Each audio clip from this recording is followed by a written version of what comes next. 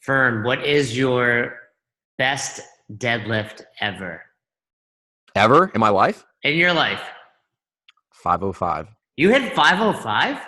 Yep. I hit the first time I ever hit 500, um, just because I like talking about my previous self who was fit, was we mentioned this in a previous podcast. I don't remember what it was about, but I hit 500 for the first time ever at the 2009 regionals. It was like Rogue's first deal, like out in the woods somewhere. And then I hit 505 maybe 2 years ago. I was at King of Prussia. It was like during a lunchtime trainer workout. And you just worked up to a heavy deadlift? Yeah. What was the event at the regional? It was a 1 rep deadlift. Man, only Rogue can do that because they just need so much weight. This is back in the day though, dude. I mean, like Yeah. there was we were literally on the grass. Did I you remember. win that event? No, not at all. Some guy pulled, God, Dan Bailey was there. I know he pulled way over 5. And there was another dude who I think pulled north of 6. Wow. That's Yeah. impressive. Yeah. That's impressive. I mean, obviously the numbers keep going up, but I think there was a point in time where a 400-pound deadlift was the standard in CrossFit. Like if you had that, that was pretty legit. And now it's like I've seen plenty of women pull 400 pounds. My wife, that's actually her super skill. I've seen her pull, and she doesn't ever pull, but I know right now, just cold turkey, probably kid hanging on to her, she could pull over 3. Yeah. But she's pulled 385 before. That's impressive. I had a few women that can do it at my boxes, but I've seen it, on different events around the world and women's, social media, all that. You see that happening. I pulled 415 once and I've never been close again. I mean, like everybody loses perspective when you think about like heavy deadlift and you're like, well, Eddie Hall. And I'm just like, okay, just shut your face. If a person can pick up 400 pounds off the floor, you're good to go. Yeah, I mean, that's a whole premise of CrossFit. I think it's Sherwood who's like, we're all more fit than we will ever need to be. But speaking of Eddie Hall, Friday's episode is going to be Rob Kearney, the world's strongest gay. Interviewed him yesterday. Really fun. I had a great time. And then you're doing Nunu too, right? Nunu, if you're listening to this episode, came out yesterday because Nunu will be out today for us. Okay, got it. And yeah, Pride Month. And yep. And he's like, yeah, I gotta go. I was like, what's your workout look like today? He's like, I gotta work up to like some sets at 700 squat and 800 dead. I was like, just a casual. Easy day. And if you're looking for other just little gyms that are coming up, I did talk to Andrea, and her and Chris are going to do it together. Oh, sweet. So, Andrea and Chris Smith. A lot of people have asked about them. Yeah. So from CrossFit Trident in Alexandria. So I'm stoked because I love them to death. They've been doing this forever, and they're both uber successful, not just as affiliate owners, but like still successful outside of the affiliate world. Like I think in that episode, people's brains are going to explode with the amount of things that those two do. Well, yeah, I don't want to give too much away about Chris, but Andrea owns coffee shops. Yeah, Misha's. Yep. Yeah. So today, the reason I asked you about your deadlift is because we're going to talk about the deadlift. Where do you think we begin on a topic so vast and broad? Coach Glassman referred to the deadlift as the healthy lift. I think there's a lot of things. I don't know that the utility of the deadlift needs to be discussed, but we could talk about the teaching of the deadlift. I'm fresh off a level 2 this weekend, and so got to see plenty of people teach the deadlift, which is also, always, interesting. I'm sure they were all phenomenal. The deadlift, when you teach it at a level 2, is often like, all right, set up, stand. That's good. That's pretty good. I'm done. Right? Did you get a lot of those? 2 reps in. I think it looks okay. All right. Well, let's start with the hands. Let's check out those hands real quick. So I mean, I think there's 2 conversations to be had, and I think as always, context matters. And in general, what we would be talking about in this podcast is Gen Pop. So just teaching the average person how to deadlift. So that being said, again, you do need to geek out in the deadlift. You need to understand the sumo deadlift. You need to understand some powerlifting differences and some differences when deadlifting. If you're deadlifting for Olympic weightlifting, the differences there are subtle, but for the vast majority of people, we don't need to touch any of that stuff. So how do you teach the deadlift? You're asking me how I teach it? So Yeah.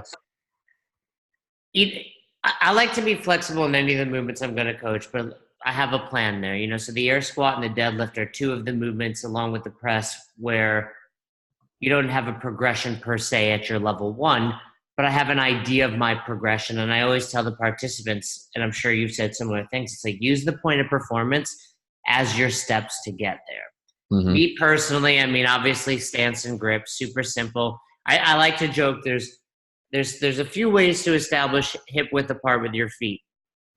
Number one is kind of jump up and down. Mm-hmm. Number two, I tell people to wipe their feet. And that's kind of a magic one. Like, hey, wipe your shoes like you're walking into grandma's house. And everyone's like, mind blown. I can't believe it. And number three, I like to say, hey, dummy, there are your hips. Look down. You should see feet. That's my favorite way of getting people. They're like, oh yeah, I get it. I'm like, are those your hips? Are those your feet? They're not underneath them. So if anybody wants just a real quick way to give women compliments, this is always a plus. Most women will set up in a stance that is outside of hip width. So anytime I see that, I'll just real quick be like, listen, I'm going to give you a compliment right now. Your hips are not that wide, so go ahead and bring your feet in. Yeah. And then they're immediately in love with me. So I'm just like, yep, go ahead and you're welcome. Bring this feet in. I love that one. And then when a dude has his feet narrow in a squat, I'm like, hey, bro, your shoulders are so much wider than that. Take your feet wider. Yeah.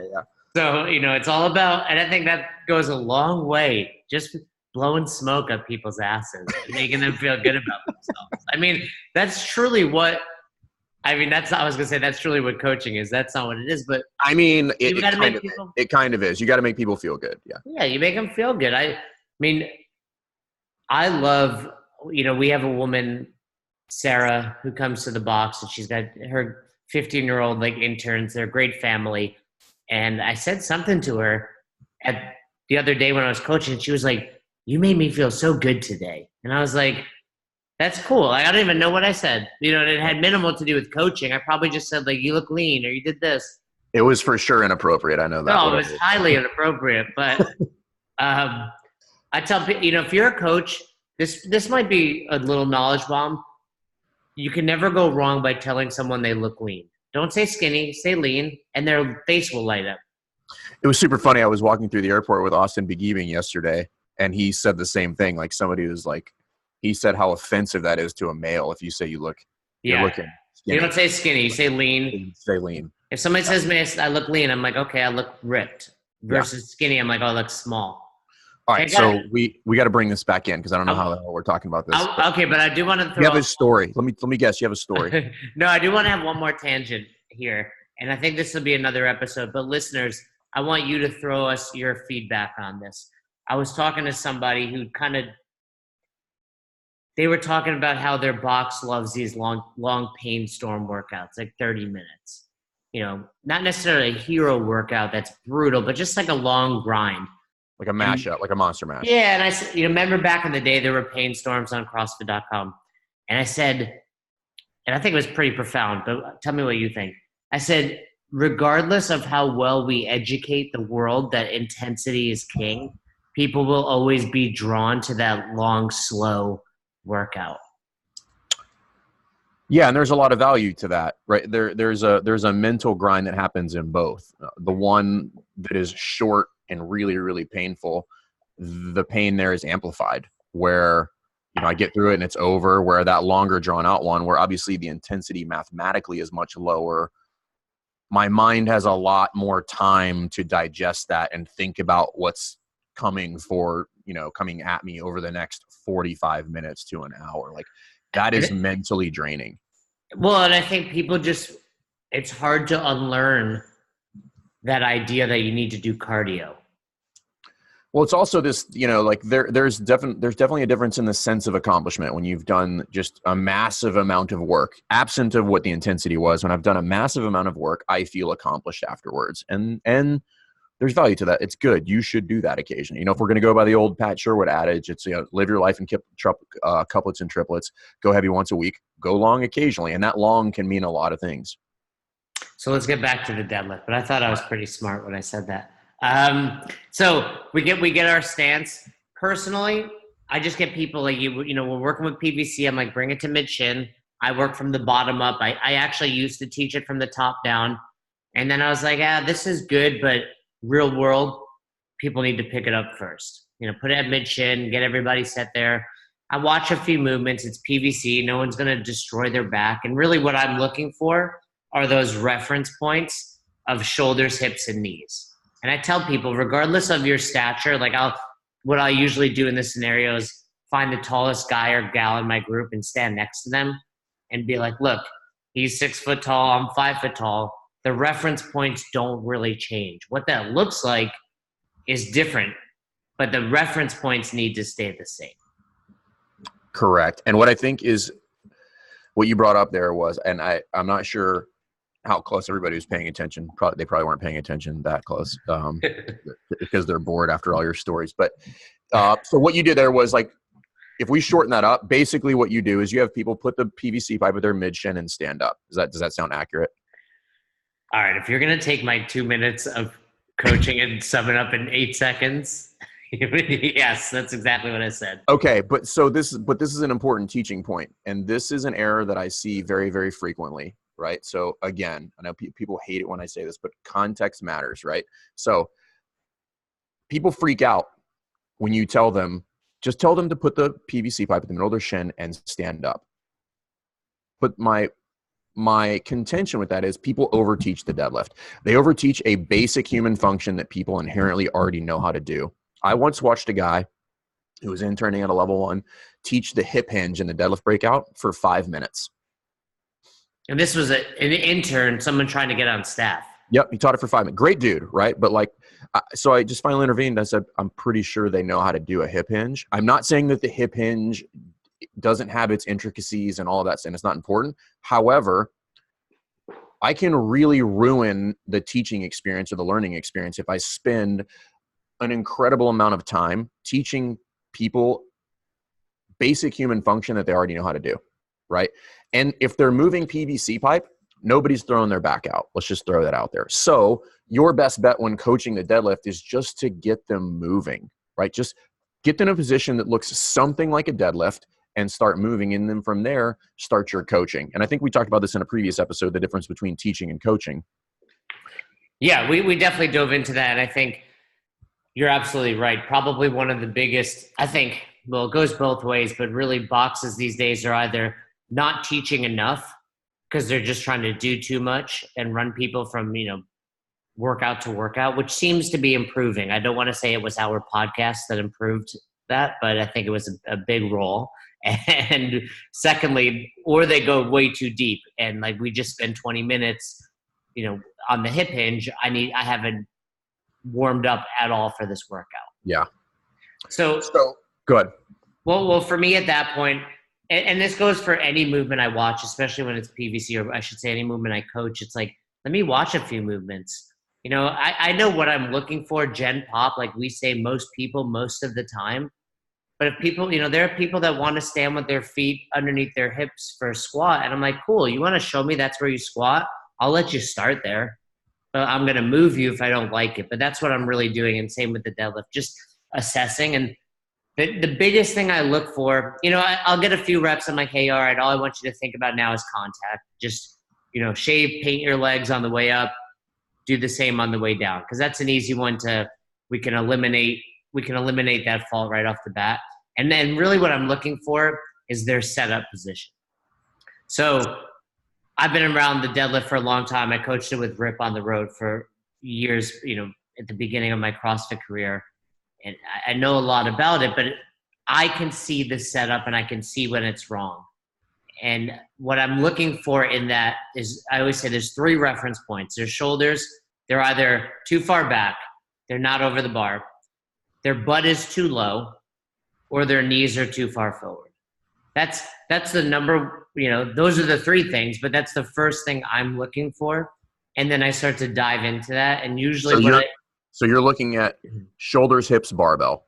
Those are your 3 data points. Yeah, knees, barbell, if you okay. will, right? Where they're, and like we've talked about, they're really reference points. Your shoulders aren't in a bad position. They're in a bad position relative to the bar. Your hips aren't in a bad position. They're low relative to your shoulders. So that brings up an interesting point. So we're going to stick with the setup here because that's where you started, and obviously where the low-hanging fruit for where you should start. But you said something interesting there, which is very similar to how I teach it, which is, so this comes up a lot. Well, like, hey, all right, now get your shins vertical, which is kind of you can put yourself in a bad position there from a coaching standpoint because depending on my athletes' anthropometrics, like if they're tall, vertical shins could be a horrible idea, but if they're short, it could end up being a good setup. But what you said, which is important, is I'm not necessarily looking for specific angles or anything like that. I'm looking for one body part relative to another body part. Like those are my reference point. Where should the shoulder be relative to the hips? Where should the shoulder be relative to the barbell? And then I can make my adjustments. And that removes all of the kind of extraneous information that your eyes are going to see, which is torso length, femur length, shin length, arm length, all of those things. I just need to put those 3 points in positions where they're appropriately placed relative to one another. Yeah, I never use the term vertical shins. It's silly because everyone's body is different. Now, do most people get relatively vertical shins if I set them up properly? Yes, but it's not like a hard and fast rule. And really what I can tell is just whether or not there's tension in the posterior chain or not. That's what I am looking for, and that's my way of expressing it to the participants. How do you see that? Those 3 reference points. But the tension part, because if I'm coaching and you said that, I would call bullshit. So that's a good, I guess the truth is I'm not seeing tension. I'm seeing if they're in the right places, I can tell they're creating tension. Got it. I'll buy that. So I'll let you off the hook. And I, so what I'll typically do is I'll take one of the participants that is super exaggerated in their deadlift setup, meaning squatty. And what's the other thing I know? What I've watched along the way is every time they stand, their bar path shoots around their knees. Mm-hmm. So that's really another reference. As they stand, it goes crazy around their knees. And then almost always, but not 100% of the time, their return is knee initiated. So those are my reference points in the setup, but those are things now I'm reinforcing my beliefs by looking at. I pull one person in and I'm like, hey, you're feeling this in your quads, right? And they're like, yeah, how'd you know? And I'm like, because I've done this a few times. So then I'm like, we're going to make some adjustments and I want everyone to see this because, and this is where I don't say you're all doing this. I'll say specifically, Joe, Brian, Matt, you're all doing this as well. Let's look at this. And I tell them, these are the 3 points. This is day 2 of a level 1. They've been in a breakout group. They're getting ready to coach each other in the workout. I'm like, hey, what 3 reference points? And that's where they go shoulders, hips, knees. I'm like, cool. So if those are your reference points, those are the body parts we can tell them to move. And here's my experience. If you tell someone to do some, shoulders forward or knees back, you will sometimes get what you're looking for. But lifting your butt or lifting your hips almost always works the best. I've seen people, I say knees back, and they literally just lean back. And I'm like, yeah, your knees might, or I say shoulders forward, and they just go into their toes. So they're accomplishing what I'm asking, but it's not right. Lift your butt works. So there's an it's interesting to me because I was literally just working with him this past weekend. But if you go back way back. Was this Chuck? No, it's Austin actually. Austin Begeving. If you go way back into the journal archives, and I'm pretty sure it's a video. I'm pretty sure if you go deadlift level 2, you can find it if you search the journal. But he's talking about cueing people into the deadlift.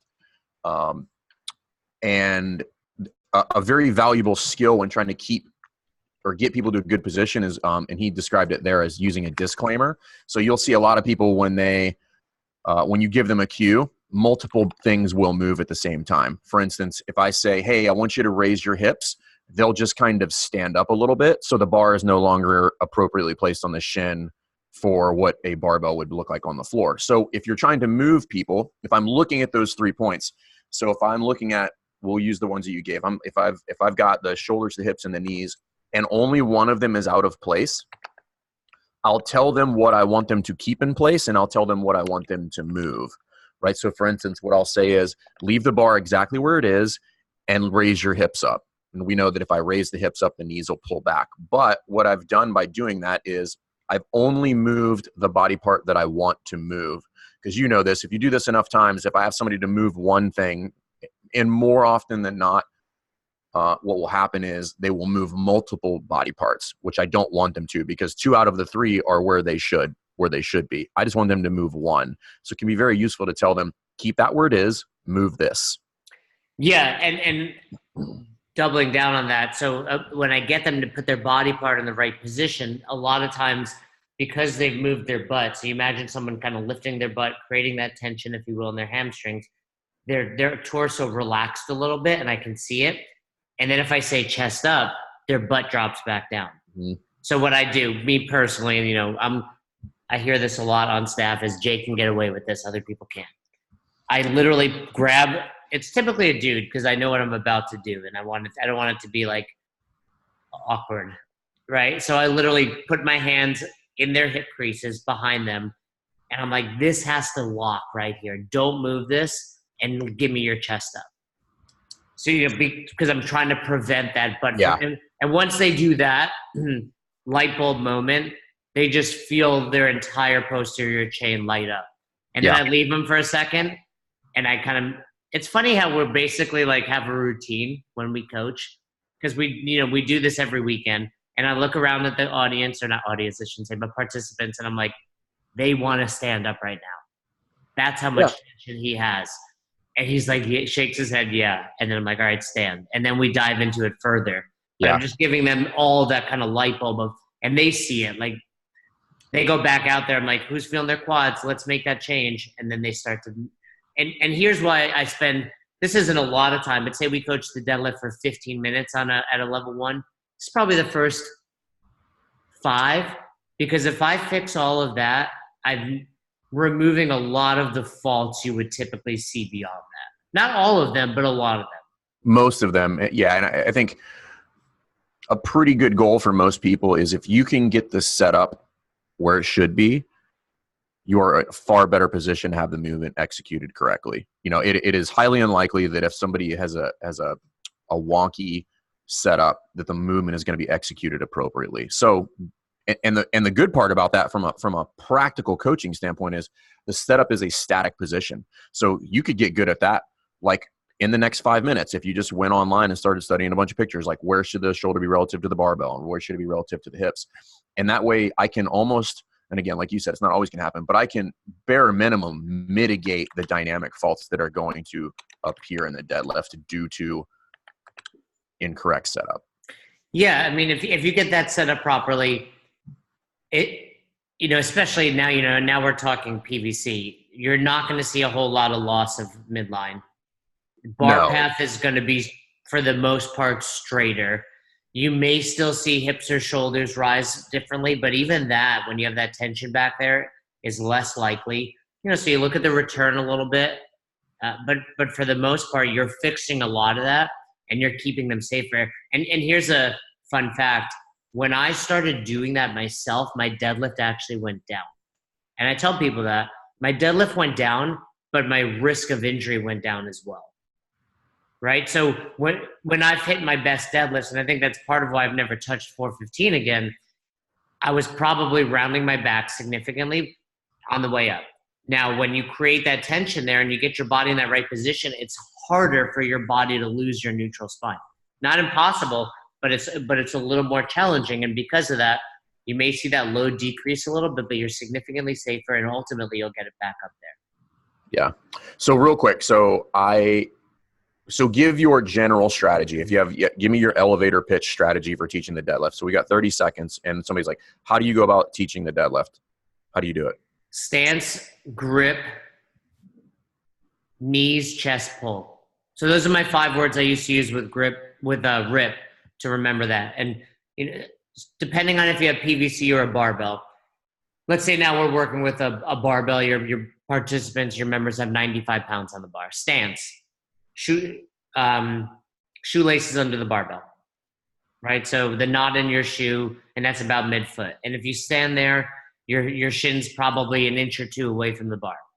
Hinge over, just put your hands on the bar outside of your shins. Bend your knees just till your shins come in contact with the bar. Right? If we do that properly without moving the bar forward, we've probably put our butt in a good position. So stance, knees, grip, chest. Now arch that chest as hard as you can and stand. Yeah. Okay. And then do you teach the down? If we get a little further in, sure, I'm going to teach the down. As far as injury, you could certainly hurt yourself on the way down, but you could also drop the bar at the top, right? So not a big deal. But yeah, if I was teaching the down, it would just be, sending that butt back. Don't bend your knees until the bar passes. I say soft knees, but as soon as your bar passes your knees, that's when you bend and you should be right back where you are. What's your strategy for if you have somebody who the setup is correct, right? Or you're watching a coach who's dealing with an athlete where setup is correct. They've got the right positions. Everything is relative to where it should be.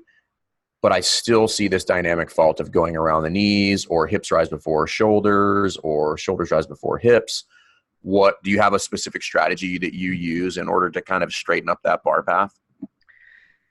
No, I don't have a specific strategy because I think all three, those are 3 very different faults, although they certainly interact with one another. For a level 1, what I'll probably do is shorten the range of motion. So I go like shin to below the knee over and over again.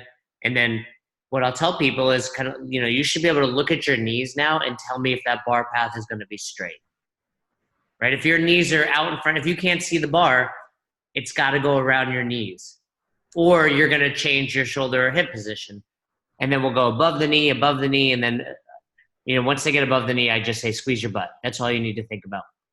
That's funny because, again, Jay and I, which I don't know if this is a good thing or a bad thing, but we never review these beforehand. We just do most of these off the cuff.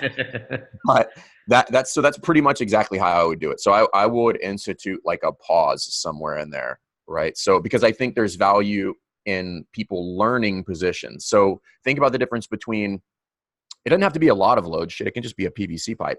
But when people just move through bad positions, they really don't get to feel what the difference is between good and bad positions. So putting them in good and bad positions, particularly in an unloaded environment like a PVC pipe, gets them to understand where their body should and should not be. So if you're doing that where, so if everybody who's not watching this on YouTube can imagine this, if I have them pull from mid shin to just below the knee and stop, and let's say that their knees are really pushed forward. So at this point, you can imagine they're feeling it in their quads, right?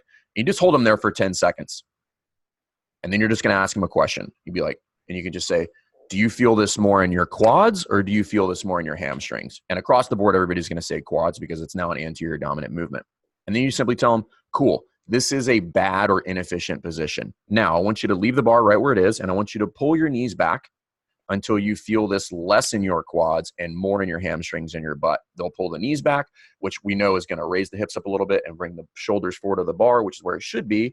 And they'll stop there. And then I'll ask them, how long do you think you could stay in this position? And across the board, they're like, much longer than I could have stayed in the other position. And I'm like, cool, that's where we should be. And then I'll do the same thing on the way down, but I'll pause them in those inefficient positions because inefficient positions are energy expensive.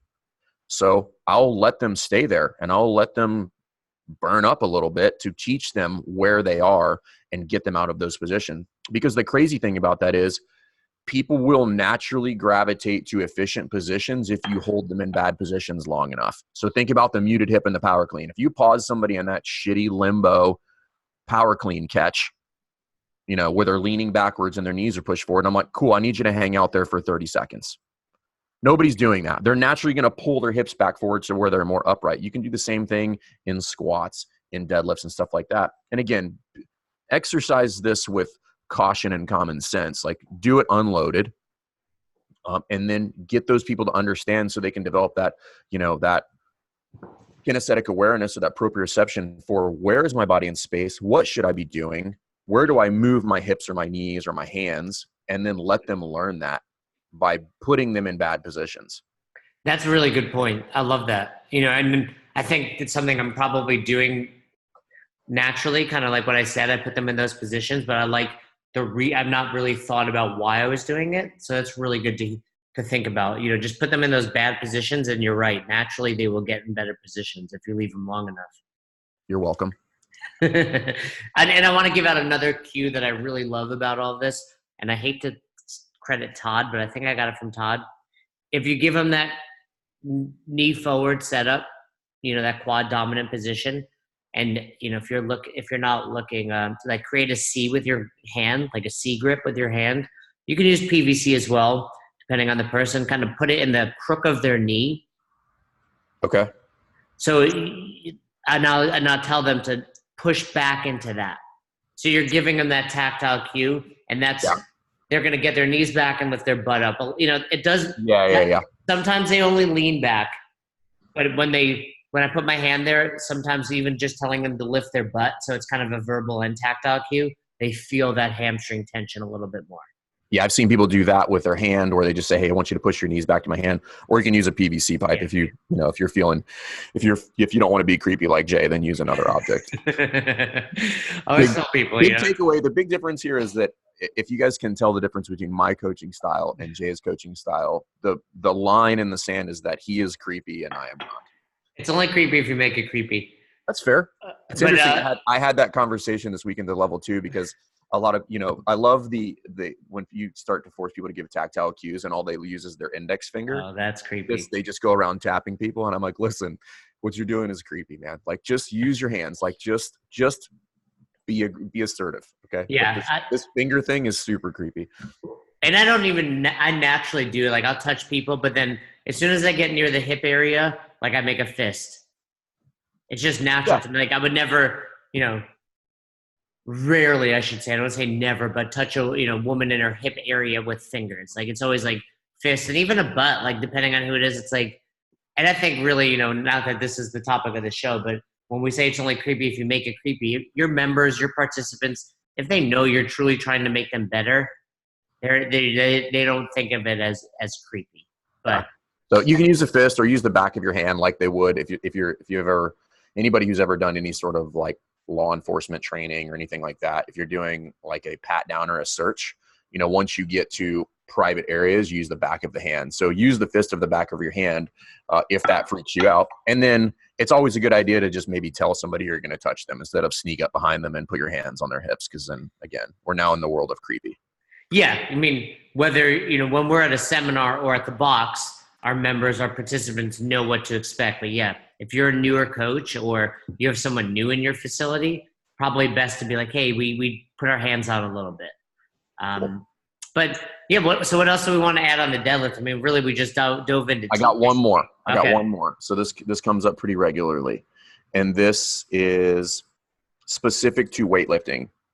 And I'm not saying this is good or bad, but how do you explain this to people? So when people say, well, I set up in a deadlift for weightlifting, right? Which usually kind of insinuates that they're going to have a lower start position, right? Versus a traditional powerlifting setup is, again, not across the board, but generally a higher hip setup than you would find in weightlifting, right? So people's like, well, I start my hips really low down here because I do weightlifting. What do you tell people? Which is, so just for the record, this is typically described as like the way it is actually done in weightlifting is what we describe as a dynamic start for weightlifting. Yeah. So one of the first things I tell them is, cool, when you're cleaning or snatching, it's a fraction of what you should be able to pull off the ground. So you don't need to necessarily recruit as much of your posterior chain. In addition, you need to spot something because we're going to jump, we're going to catch a barbell. So we have all of those reasons. And then if they want to do that for the deadlift, what I'll, depending on what the circumstance is, but if I film them, what I show anyone is if you go on YouTube and search like big deadlifts, almost all of them, their hips stop and lock exactly where I want you to set up. Mm-hmm. So I just tell them that movement that you're going to do when your hips rise before the bar leaves the ground is your opportunity to hurt yourself. Yeah, and for some people, again, if you know what this is, then just you can tune out for a minute. But a lot of people don't, right? So Gen Pop does not, right? So they see this kind of squatty setup in the deadlift, and they see somebody pull, a lot of weight off the ground really quickly. However, what I would tell you is the average CrossFitter does not execute that correctly, and everything is out of sequence. So what I'll usually show people is I'll get video of a weightlifter that does this, right? So like we want people to get into weightlifting, right? But I do want them to understand the mechanics of weightlifting and the subtleties and the intricacies of those differences. And that dynamic start where the hips are moving, but nothing else is moving, right? So they start in a little bit squatty setup. They start to pull the hips up. And then at the point when the bar breaks off of the floor, they are where we want them to be. Exactly. Right. So, and I think that's what people need to understand about that. And if you cannot execute that correctly, then all that means is that you are not ready for that. Like that is just an advanced technique for somebody who's a high level weightlifter who's moving gobloads of weight. So again, not bad. It's not bad at all. Like if you're trying to move a lot of weight, like you're going to see that on a very regular basis. But at the point where the bar breaks the floor, the hips, the shoulders, and the barbell are where they should be. So hips are going to be lower than the shoulders. Shoulders going to be out in front of the bar. Yeah. And then, and all it takes is videoing yourself from the side to see that. But if you go on YouTube and pull up any deadlift, you'll see exactly what Fern just said. When the bar leaves, you're exactly where we want to be. So for a newer athlete, my rationale is, the more your body moves before that is your ability to round your back. And if I set you up with that tension, it's tugging on your hamstrings, tugging on your back, you're not going to round, or you're less likely to. You can do anything in movement, I'm sure, but you're removing the risk of injury.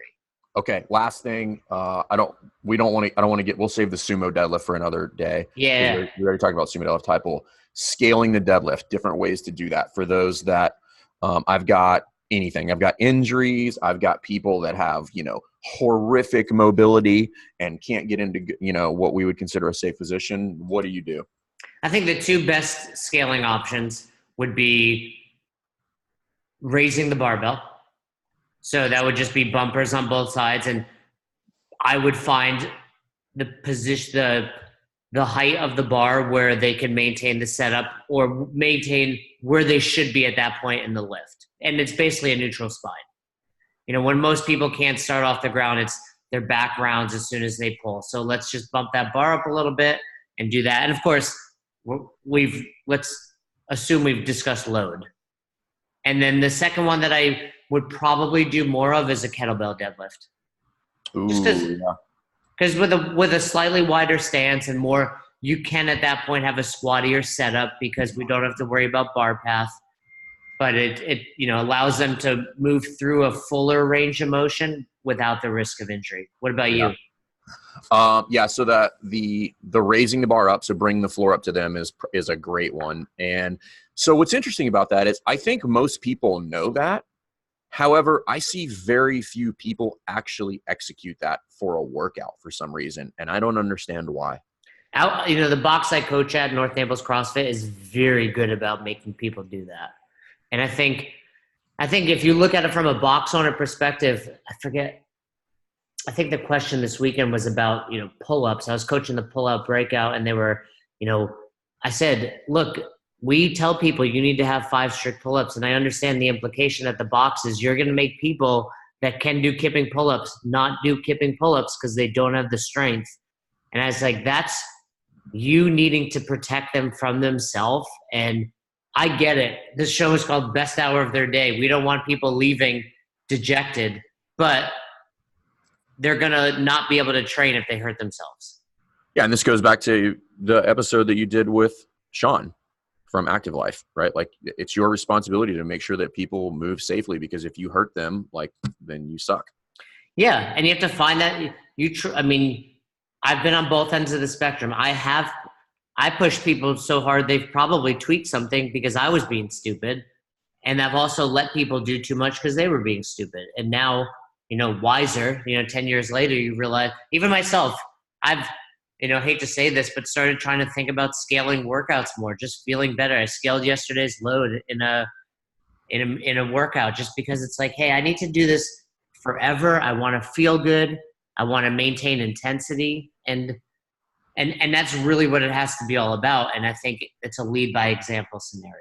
Yeah. So the scaling options where I think it can be beneficial to spend a little bit of money to get some specialty items, right? So if you don't want to, like, if you're trying to take care of your equipment and you don't want to stack barbells on top of other plates and the rings get knocked out and all that stuff, and now they don't last that long, you can spend a minimal amount of money. There's some crazy stuff out there like blocks that cost way too much money in my opinion, but Rogue actually makes some pretty cool little, they're basically like plates that you stack on top of plates that keep the bar in place, right? So it's a flat top that has basically a rod coming out of the bottom of it. So I stack 3 or 4 45s in there. That rod goes into the 45s and there's a plate on top of it. And now that is my floor, but it's a smooth surface rather than having to, navigate that barbell through the ditches of the plate and where the ring is, and the bar's never in the right place. They're super inexpensive. And then the other one, which I think is an incredibly valuable tool, is the hex bar. I was going to ask you as we were saying that, but what I would tell you about that first one is also, you can use it for probably some, cleans and snatches, Absolutely. But also you're going to bang up your bumpers if you don't do that. Yeah. It's just a replacement for blocks. If you guys haven't seen it, it's a replacement for blocks. And if you probably Google, or if you probably search blocks on Rogue, it'll probably pop up, and they're super inexpensive. Send so much business to Rogue. Yeah. We should be sponsored. Bill and Katie need to kind of check the best out of their day. Yeah. So what were you going to say? What's your opinion on the hex bar? I think it's a fantastic tool. I think it's because you can, because it does so for those people who can't get into good positions, right? So let's think about the shoulder in front of the barbell.